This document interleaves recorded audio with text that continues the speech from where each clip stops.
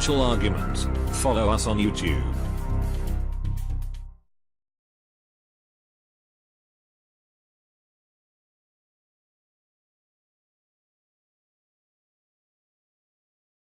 We're going to have a discussion today about the economy and peak oil, how this is impacting our global finances and investments.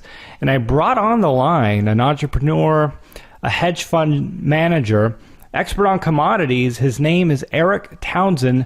He runs the podcast Macro Voices. His website is eriktownsend.com. ERIK, thanks for coming on the line with me today. It's a pleasure. Thanks for having me. ERIK, let's start off with the economy and just getting to know you. How much confidence do you have in the current situation that the rug isn't going to be ripped out from under the feet of what I've been calling a fragile economic scenario? Oh, I think we have a very fragile economy, and I think it's almost a certainty that, things will roll over. If you look at cycle work that somebody like Robin Griffiths has done, usually what happens when you see the situation we have where there's a change of party and the other party takes the presidency after an 8-year term, as is the case now, usually the new president gets a 4 to 6 month kind of honeymoon period where everything appears to rally, and everything that the new president says they're going to do, people assume is really going to happen. And then reality sets in. So the thing that I'm really struggling with is it sure feels like reality is finally setting in, and the market is figuring out that just because Donald Trump says he wants to do a whole lot of things that would be good for the stock market, that doesn't mean it's actually going to happen, because it requires that the Congress actually agree with him. And there's probably no president that's been as opposed by Congress as Donald Trump is. So the thing that doesn't quite register for me, though, is it's a little bit early. If you look at the cycle work, there's normally 4 to 6 months after the new president takes office. That would be somewhere between, May and July. And here we are in March, and it's happening already. So is this the beginning of the market rolling over? It feels like it's not quite time yet, but I certainly think that it's coming by the end of the summer, if not now. Is there a risk for Donald Trump's administration that the establishment is going to do what they can to potentially crash this on his watch intentionally? Is there something that they can do to make this happen, and do you believe that's a likely scenario? Well, I don't necessarily believe that the intention of the people that oppose Donald Trump is specifically to try to crash the economy or crash the stock market to make Donald Trump look bad. But what we do know for sure, because they've said it very publicly, is that they're going to oppose anything and everything that Donald Trump does just because he's Donald Trump. And there's a shocking number of congressmen and their constituents who very much support if it's from Donald Trump, I oppose it on principle, even if it's good policy. So this is the only time I know of where you've had, certainly there have been times in the past when there were people in Congress who were trying to undermine the president's success. But I don't know of any other time in history when it has been the stated, publicly disclosed, no apology offered intention of at least half of the Congress to try to derail everything that the president does. It's really shocking. So I think that this has to end badly. I think that the assumptions that have existed as Donald Trump has described policies he wants to implement that would be good for the stock market, reduce taxes, all these things, he's not going to get any cooperation. And does that mean that the people who are not cooperating are trying to crash the market? I don't think so. I think they're just trying to crash Donald Trump. And that's, they're not showing any signs of letting up. Well, Donald Trump is getting a lot of scrutiny about his pick for Secretary of State, Rex Tillerson.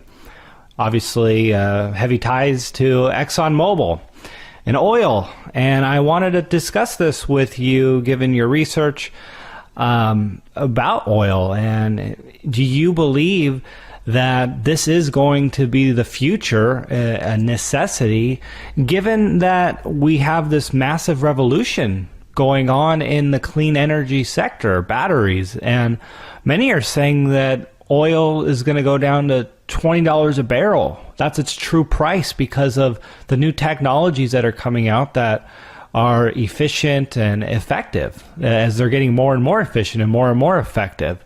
So just, what are your general thoughts? Maybe start off with Donald Trump's pick for Secretary of State and, the implications of that, and then move over to the latter half.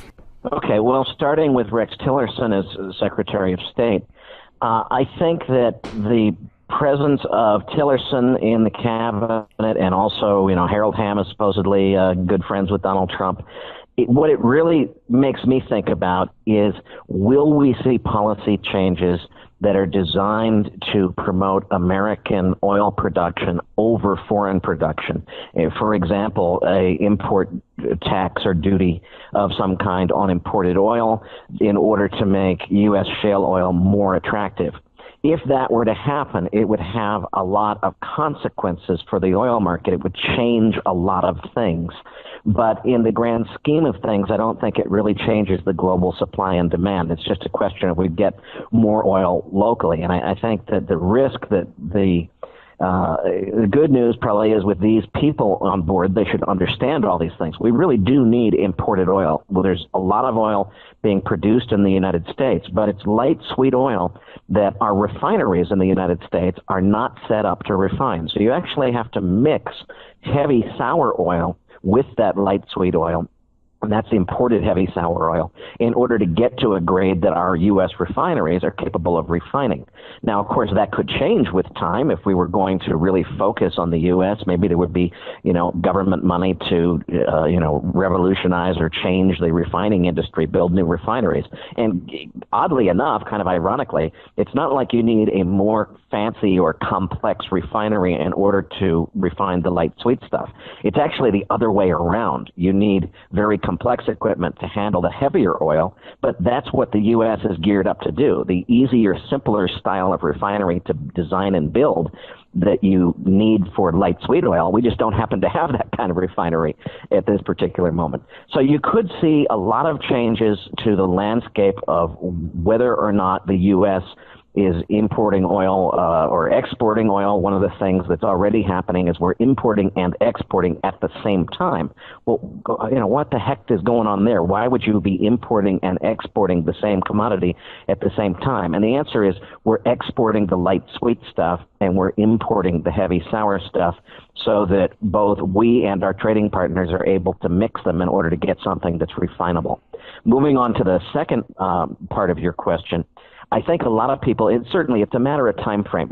Someday it's true that we will have a changed economy where you don't have as much reliance on oil. What people don't understand is this, what some people call the liquid fuels problem. And what that means is we are so completely dependent, everything in the economy, whether it's jet airplanes or ships at sea or cars or whatever, we need liquid fuel to run them. And even if, Tesla were able to achieve its goals and everybody has a Tesla, we don't have anything close to the electrical distribution grid capacity to run electric cars. So even if everybody had a Tesla, you would just cripple the electric grid. Now, that doesn't mean that the electric grid can't be upgraded so that eventually, many years down the road in the future, we do have much more use of electric vehicles. That reduces the demand for oil and so forth. When we get into peak cheap oil a little bit later on, though, I think you'll see that by the time that those things happen, we're going to be facing declines of conventional oil production that are going to prevent us from ever getting down to long-term $20 a barrel oil. Now, I think you could see a dip to $20, but it would be a temporary thing, and it would occur as a result of the shale revolution being restarted, especially if there was policy support from the Trump administration to help it get going.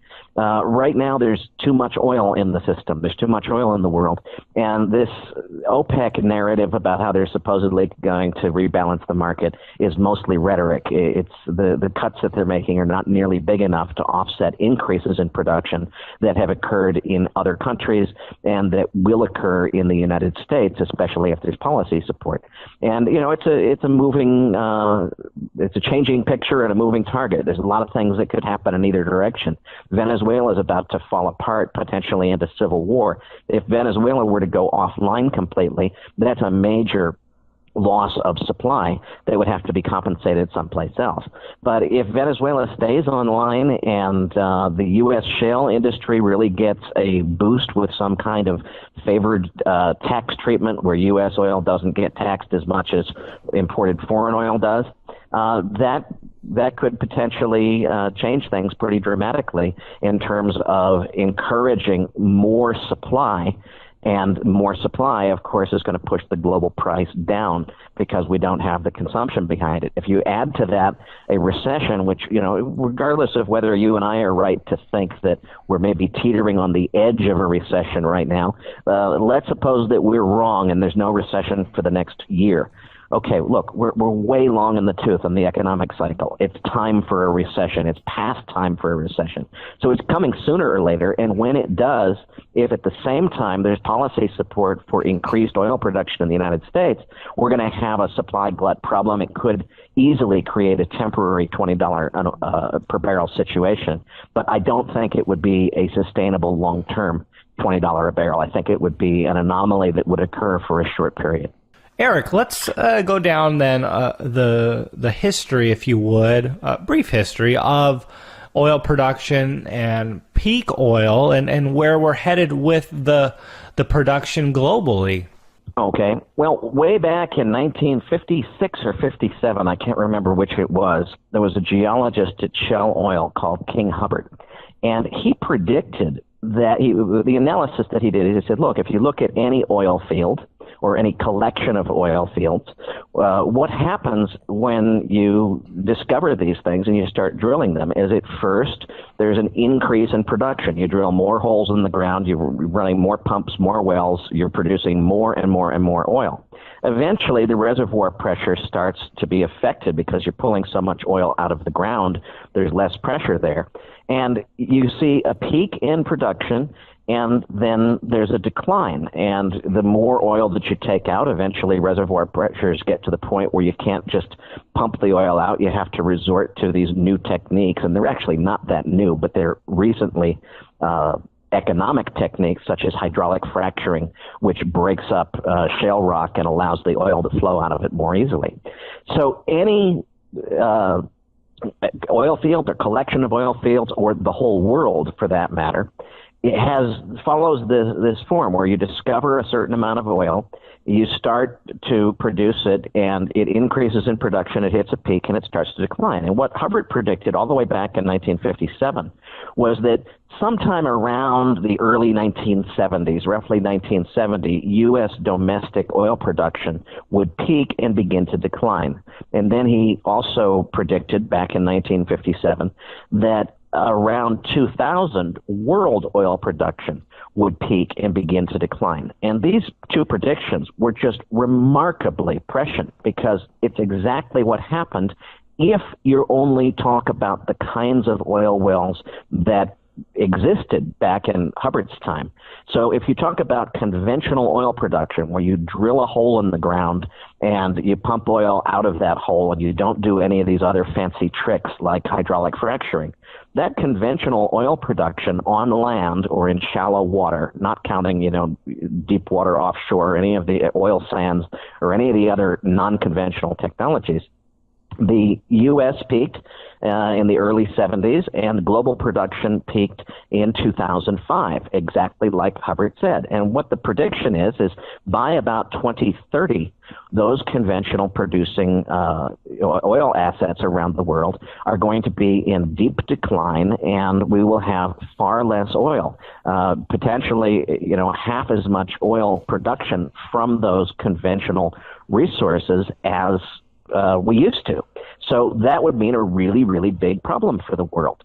Now, the peak oil thesis, as it was originally conceived, was a little bit alarmist, and it was like, okay, so we're headed for this dystopian future where we're going to not run out, but we will be able to produce oil at a much decreased pace. There's not going to be enough oil to meet demand. We are unable to run the economy that has, when oil was discovered, there was only a couple of billion people on this planet. Now we're expecting by 2030 to get to around 8.5 to 9 billion people on the planet. You can't feed them all without mechanized farming equipment. You have to have oil in order to, keep the human beings alive on the planet. And the original peak oil thesis was, boy, we're in big trouble. Now, I don't buy into that version of the peak oil thesis. I describe what I call peak cheap oil. And the idea is, look, we're not going to run out of oil. There's no limit to human ingenuity. Just look at some of the things that we're doing with deep water offshore oil drilling, polar oil exploration underneath the Arctic ice cap. There's a huge amount of oil there. There's a huge amount of oil in the deep oceans that have never even been discovered. You know that there's going to be more oil, and we're going to find a way to discover it and produce it. But here's the thing. The days of just drill a hole in the ground on dry land and oil comes gushing out and it costs $10 a barrel or less to produce it, those days are over. All of the cheap, easy-to-produce oil, which is on dry land, you just have to drill a hole in the ground and you get oil out, that's over and done with. We've discovered all that there is. And what we're doing now is we're going back to oil wells and oil fields that were abandoned 50 years ago because they weren't productive, and we're installing much more sophisticated technology, hydraulic fracturing, horizontal drilling, and so forth, that makes it possible to produce oil from what were previously thought to be uneconomic resources. And the point is, you need higher oil prices in order to do those things. So we're not going to run out of oil, but we're in a era of history now where oil is going to become more and more expensive over time because it's going to cost more and more to produce and develop it, because it's going to come from more and more exotic places. We're not going to find more giant Saudi Arabia-sized oil fields on dry land. They're all gone. So we've got to do much more expensive things, and that means that energy will become a much more expensive part of the economy. Now, some people say, but wait a minute, doesn't electric vehicles offset all of this and change everything? It really doesn't. First of all, the energy that you deliver with electricity is like a delivery mechanism. It's like the pipe as opposed to the energy source. Where does that energy come from? Some of it comes from nuclear power production, and that does indeed offer the potential to replace oil with another power source. But if you're running electrical generation on natural gas or even oil itself, that's coming from oil wells. So that energy that you're delivering to the electric vehicle still creates demand for oil and natural gas, which is a related product to oil, unless it is nuclear generated. And of course, nuclear is very controversial, and a lot of countries are trying to phase out nuclear power. So, it's not just an automatic replacement. So the whole theory is not that we run out of oil. There's no cataclysmic crisis that ends the world, but energy will become a more and more expensive component of the economy, and we'll have to focus more and more on efficiency in order to better use the resources that we have. Yeah, wow, this is incredibly fascinating. ERIK, let's talk a little bit about fracking. I know there's a lot of controversy about that. What are your thoughts on it? Is it really a threat to the environment the way we're hearing? And in general, what do you think? Is this good? Is this the future for us at least tapping into this oil that is otherwise been left abandoned?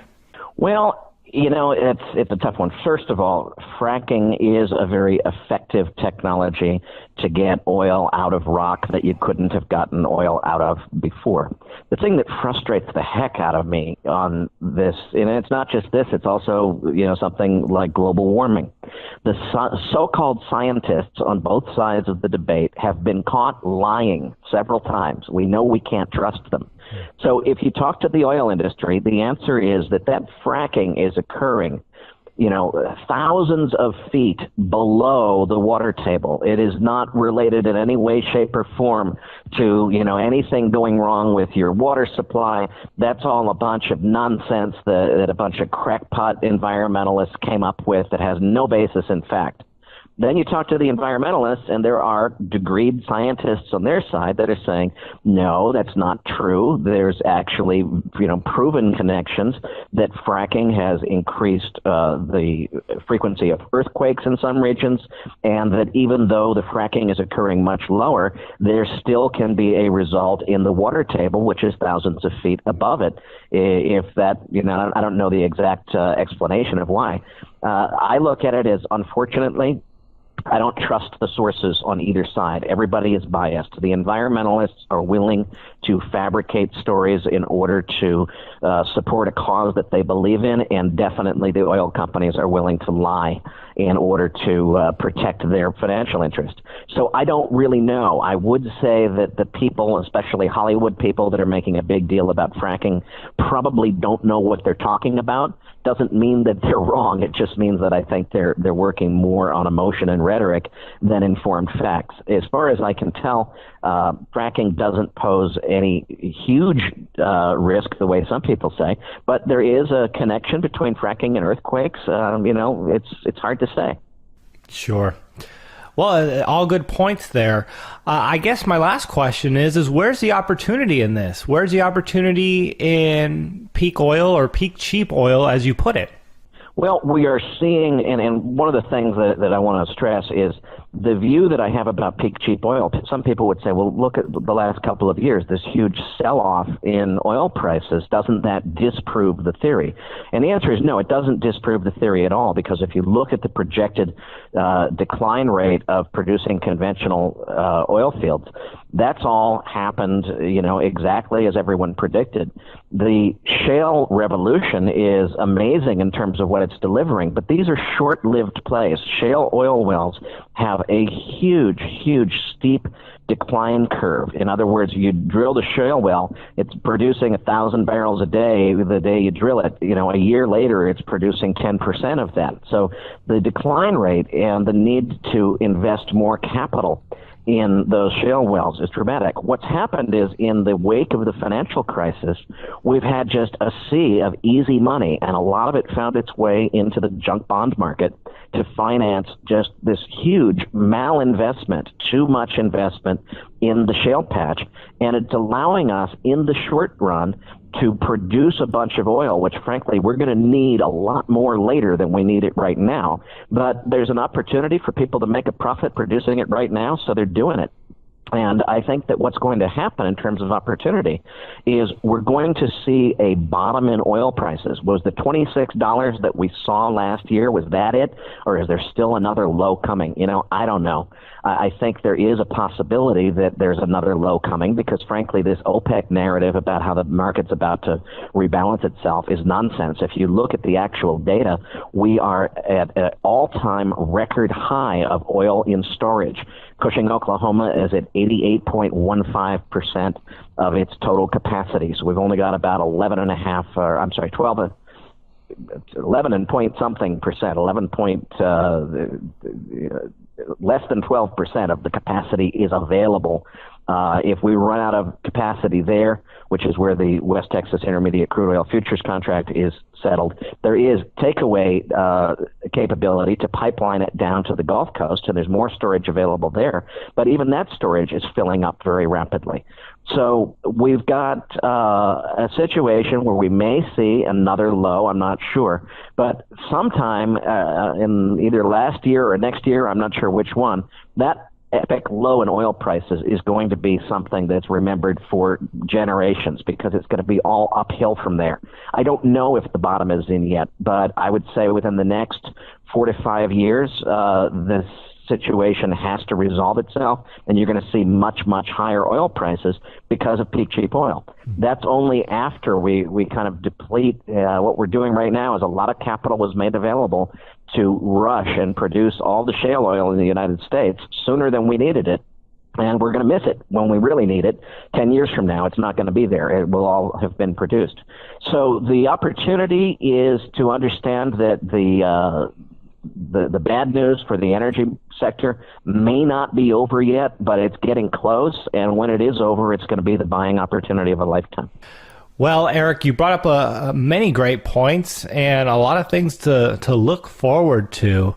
in many ways, good or bad, but a lot of changes nonetheless. So if people want to learn more about you, where would they go and what would they find?